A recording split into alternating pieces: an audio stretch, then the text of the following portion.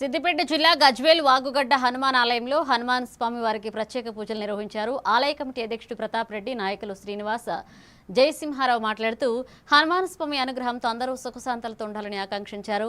హనుమాన్ మాలాధారణ ఎంతో శ్రేష్టమని పేర్కొంటూ ప్రతి సంవత్సరం దాతల సహకారంతో మాలాధారణ స్వాములకు అన్నప్రసాదం అందజేస్తున్నట్లుగా తెలిపారు. శ్రీరామ నవమి నుంచి హనుమాన్ జయంతి వరకు ఆలయంలో ప్రత్యేక పూజలు, అన్నదాన కార్యక్రమాలు నిర్వహించడం జరుగుతుంది అని వెల్లడించారు. దాతల మేరకే వారి యొక్క సహకారం నుంచి సుమారు రోజుకు 600 మంది భిక్ష జరుగుతుంది.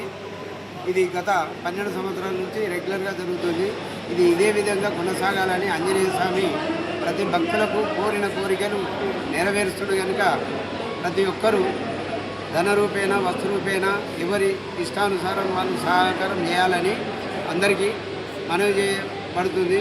జై జై హనుమాన్.